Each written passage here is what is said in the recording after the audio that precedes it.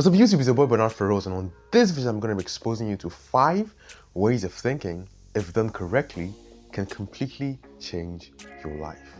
I'm sure many of us at some point in our lives might have come across this saying that you become what you think about regularly.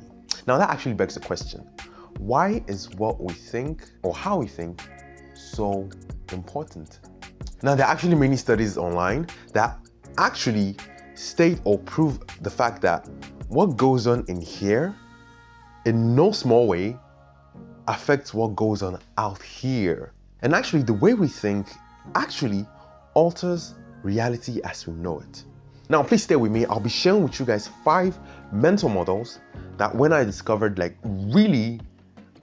just changed the game for me, and I hope it's gonna do the same thing for you. That's the whole point of this video.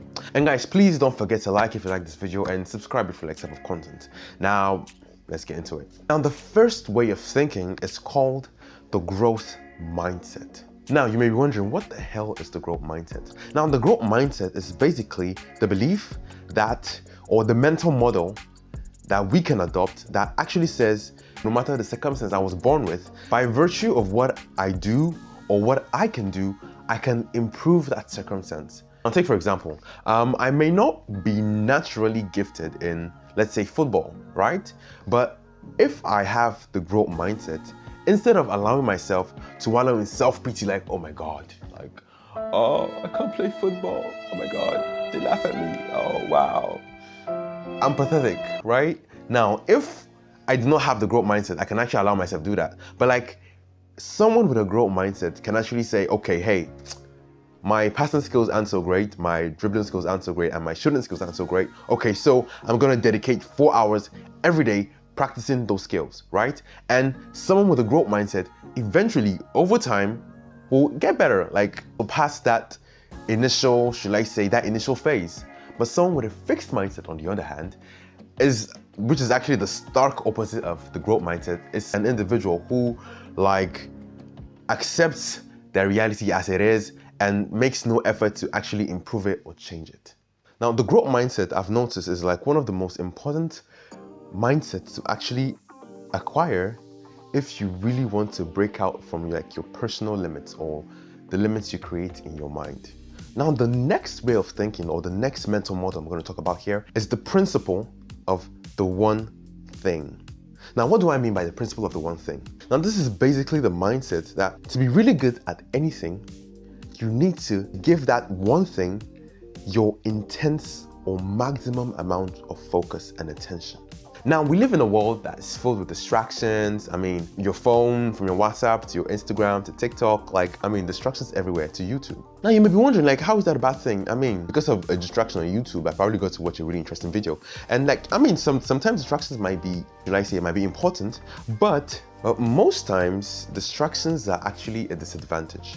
Now, there's a really nice quote which says, what you give your attention to grows, and what you don't eventually dies. Distractions basically act as a leech on our attention. Now, the attention you'll probably be paying on something that is important, distraction will probably come and help you, or should I say, help you divert the attention on something that is probably more important into something that is not so important. Take for example, watching monkeys dance on TikTok. Now, the principle of the one thing is basically focusing your attention on something you deem important and focusing on that thing to the point that it actually eventually grows to something you are proud of, and then you move to something else. This is basically when you work on one task, which is the one thing, focus on that thing until you're done, and then move to a different task. In theory, actually, this is really simple. It's just focus on one thing. When you're done, move to the next. But in reality, because of distractions, this has ended up to be one of the most difficult principles to actually apply. But if you can actually manage to pull through, there is actually no limit to what I think you can actually achieve, because most human achievements have been gotten by intense focus on one problem. This principle of the one thing also helps you in terms of speed, because when you're focused fully on one thing, you actually do that thing a whole lot faster. Basically, the principle of the one thing can actually potentially change your life if applied effectively. The next mental model I'm going to be talking about here is the concept of the trade-off. Now, what do I mean by the concept of the trade-off? Now, this basically means for me to do activity A, I'm basically saying no to 100 or even 1,000 different activities, right? Now, this seems like common sense, but honestly, when you really sit down to think about it, when we go about our days, we actually don't really think about this concept of the trade-off like effectively. That's why we find out that we say yes to a lot of things, and then when it's time to actually deliver on our promises or should I say, on our commitments, we actually find out that we're falling short. Why? When you say yes to one thing and you fail or refuse to say no to others, eventually, if all doesn't fail, you are actually going to have to deliver low quality work on the others you have decided to say yes to. This basically is the foundation of the quote, you can't chase two rabbits at the same time. In a nutshell, our times are so limited that if we do not come to terms with this reality or this concept of the trade-off, we are actually going to be frustrated and will not even know why we are frustrated in the first place. And this leads us to the next concept, or the next mental model, which is the mindset of compounding. There's a really famous quote by Albert Einstein, right? And he says, compound interest is the eighth wonder of the world. He who understands it, earns it.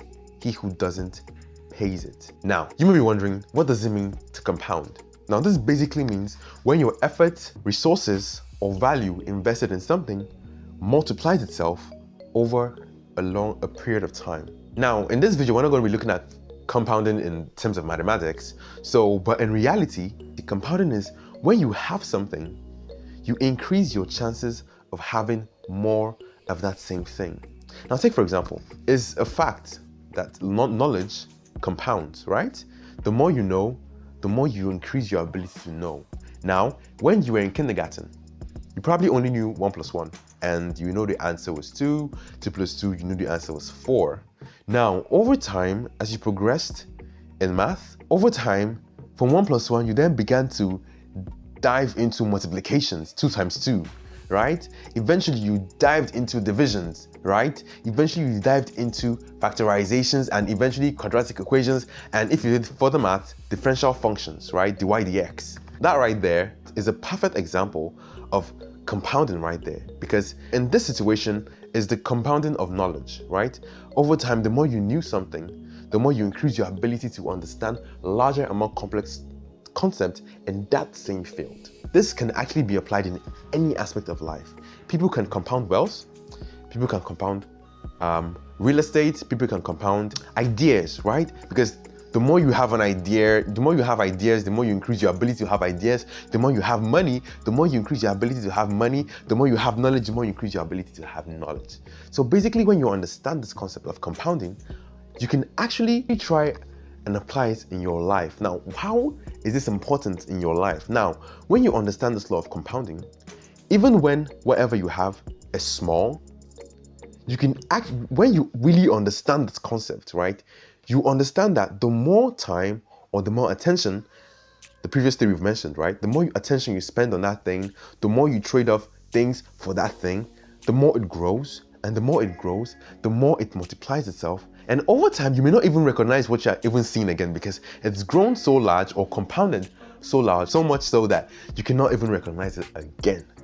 Now, the beauty of this mindset of compounding, or the compounding mindset, is that it actually helps you to be more patient with maybe things that are quite small. With the concept of compounding, what is already grown has the ability to multiply. Which then leads us to the next point. Now, this is having the mindset of being effective rather than being efficient. Now, what do I mean by this? Now, first of all, let's define these terms, effective and efficient. Now, being efficient, right, is actually doing things the right way. Now, being effective actually means doing the right things. Yeah? Now, why is being effective more important? Because now, if take for example, I am studying for an exam, right? Now, the right thing to do, or the effective thing to do, is to study for my exams. Now, if I am not doing that and I spend my time just writing mindless notes, copy notes mindlessly without thinking about it, now, I mean, we can both agree that writing notes is, so let's say, I mean, it's quite important, right? But for my goal of actually passing that exam or passing an exam, I need to focus more. I need to actually do the right things, which is reading for that exam. Now, if I'm doing a thing that is kind of related to school, but it's not exactly the right thing, like writing notes mindlessly, and I'm using the most efficient techniques to write my notes. Maybe I'm like typing my notes and I'm using like color-coded highlighting to like make my notes really nice, and I'm not even reading what's in the thing, I'm just writing the notes, right? I'm just trying to like I'm looking for the best software and to make my notes or my note-taking skills like really efficient and like faster and stuff like that. Now, what I've successfully done is basically being efficient in doing a wrong thing, and honestly, that will eventually lead to an inevitable wrong result. Now, being effective, on the other hand, means I know the goal and I'm doing the right things that are leading me closer to that end goal. In a nutshell, when we focus our attention on being efficient, right, we can actually end up being efficient in going nowhere. But when we actually focus our efforts on being effective, that's when we actually begin to move the needle. And then you can actually multiply that needle movement by being efficient and effective at the same time. Now, that is the sweet spot. That's like the honey spot, right? And guys, question of the day: if any of this mindset, should I say, touched you or inspired you to do something, please put it down in the comments below so we can know you're alive. And guys, if you like this video, please like, and if you like some of content, please subscribe, and remember to always keep it real. And guys, maybe if you like this video, maybe you like a video somewhere on the end screen, and yeah, bye guys.